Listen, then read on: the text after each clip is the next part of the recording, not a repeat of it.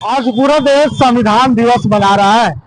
JMM के प्रदेश कार्यालय में भी संविधान दिवस के अवसर पर एक महत्वपूर्ण प्रेस कॉन्फ्रेंस की गई। इस प्रेस कॉन्फ्रेंस में जेएमएम नेता सुप्रियो भट्टाचार्य ने एक बार फिर से बीजेपी पर ललकार भरते हुए कहा कि आने वाले समय में जिस तरह से राज्य की जनता ने उन्हें बहुमत के साथ सरकार बनाने का न्योता दिया है, आने वाले समय में महागठबंधन एक बार फिर से देश में संविधान की रक्षा करेगी।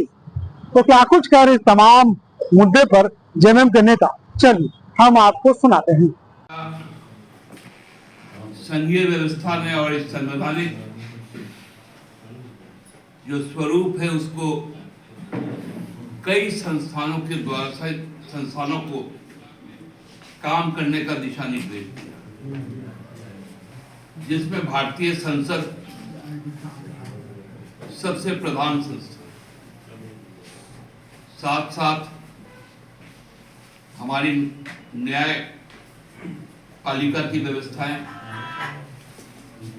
जो निचले पायदान से शुरू होकर सर्वोच्च पायदान तक जाती है। हमारा लोकतंत्र को जीवित रखने के लिए निर्वाचन आयोग, महालेखाकार, ये बहुत सारी संस्थाएं हैं जो संविधान के तहत उनका गठन किया गया। हमारे राज्य को भी,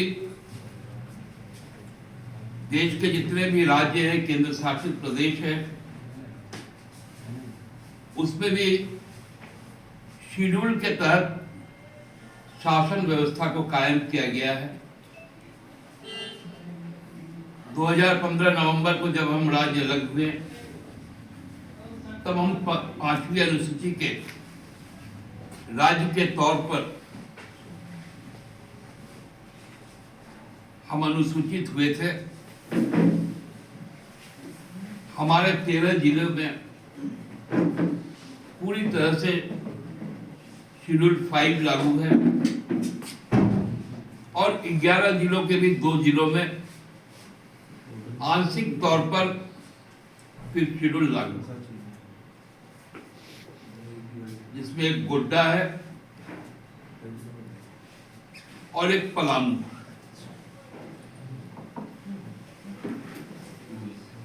लेकिन आज जिस प्रकार इन संवैधानिक संस्थाओं पर हमले हो रहे हैं, कल जब संसद शुरू हुआ तो पक्ष और प्रतिपक्ष दोनों की जो अधिकार है, जो कर्तव्य है, जो दिशा निर्देश है, उसके तहत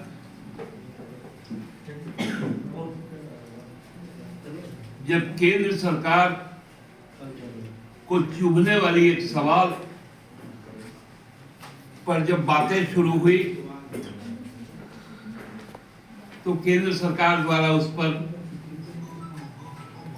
अपने संख्या बल के आधार पर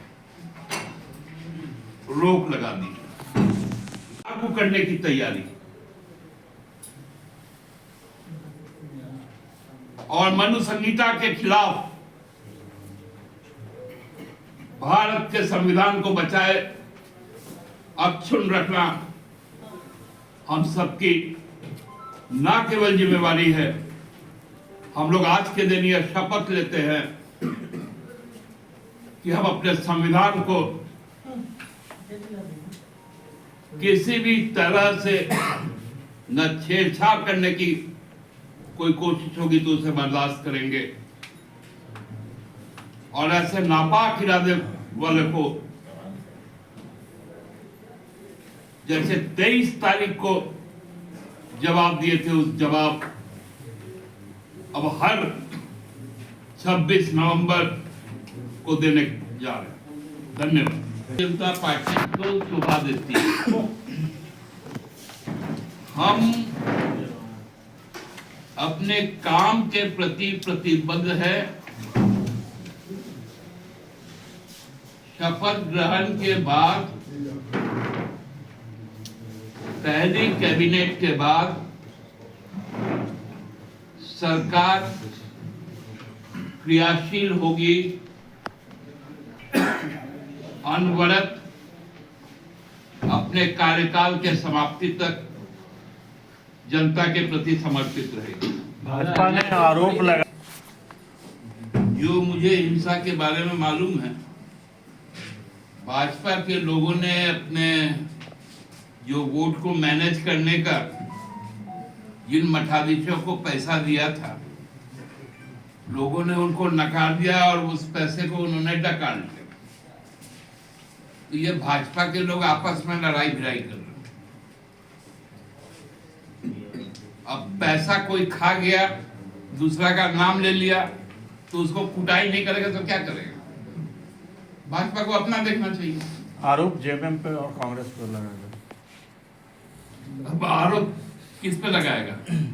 मैं तो स्पेसिफिक आरोप लगा दूंगा कि किस प्रत्याशी का पैसा किसने खाया, और उसको प्रत्याशी भी खोज रहा है और जनता भी खोज रहा है। रविंदर सुनिए ना, ये लोग बंगाली लोग सीधा कैसे डरता है? मैंने उधर से हुआ तो बांग्लादेशी, बांग्ला भाषी हुआ तो बांग्लादेशी, अभी बोलता बंगाली बोलना चाहिए। तो बड़ा खौफ है का मेरा उन लोग को ऊपर ना? प्रधानमंत्री के मित्र के अनैतिक कार्य के कारण उसका जिक्र होना था, और प्रधानमंत्री ने जिन शब्दों का प्रयोग किया कि जनता द्वारा नकारे गए,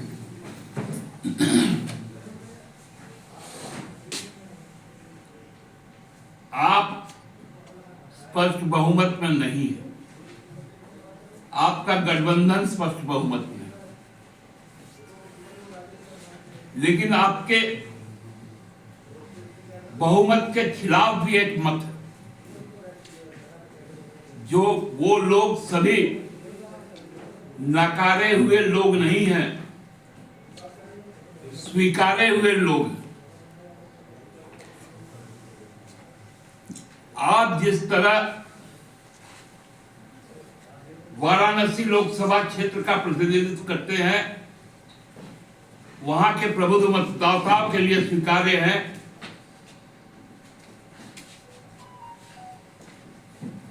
उसी तरह अमेठी, रायबरेली, राजमहल, दुमका और चाईबासा से भी जो प्रबुद्ध मतदाताओं के स्वीकार्य जो जनप्रतिनिधि थे, वो नकारे नहीं है। हमारा संविधान घमंड को स्थान नहीं देता है। हम आज 75 वर्ष के संविधान को लेकर खड़े हैं। संविधान में समय अनुसार कई संशोधन हुए, कई कानून परिभाषित किए गए,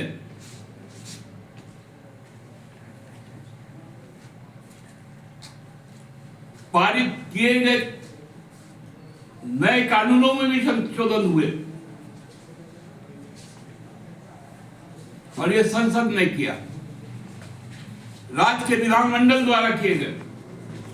नकारे हुए लोग हैं। क्या 28 तारीख को जब हमारा राज्य सरकार शपथ लेगा, ये झारखंड राज्य के नकारे हुए व्यक्तियों का शपथ ग्रहण होगा या स्वीकारे गए लोगों का शपथ ग्रहण? आज प्रधानमंत्री जी से मैं ये सवाल पूछना चाहता हूं। आप भी संवैधानिक दायित्व का निर्वहन कर रहे हैं। आप भी इसी संविधान का शपथ लेते हैं। आपने भी लोकसभा की सदस्यता जब ली, जो सत्य और निष्ठा की शपथ ली, इसी संविधान में उल्लेखित, और इसी संविधान को आप दुत्कारने का काम करते।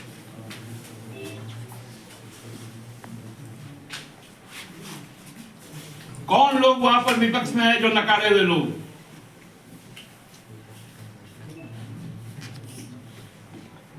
यही घमंड, यही गुरूर का जवाब आपको झारखंड में दिया। सबक लेना चाहिए था।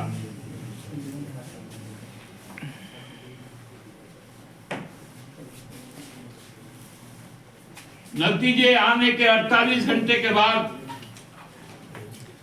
जब संसद शुरू होता है तो प्रधानमंत्री का यह भाषण होता है।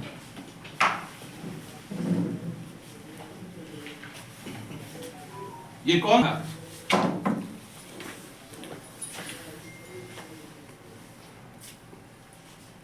किसानों की शहादत होती है तो कहते हैं कि वो हमारे लिए मरे हैं क्या?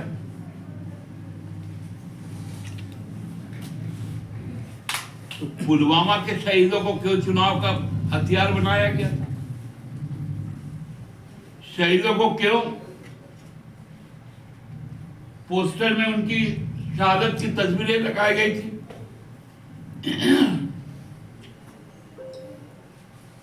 इस बार की जो भाषाएं बोली गई यहां पर, एक और संवैधानिक संस्था ईसीआई, वो क्यों चुप रही?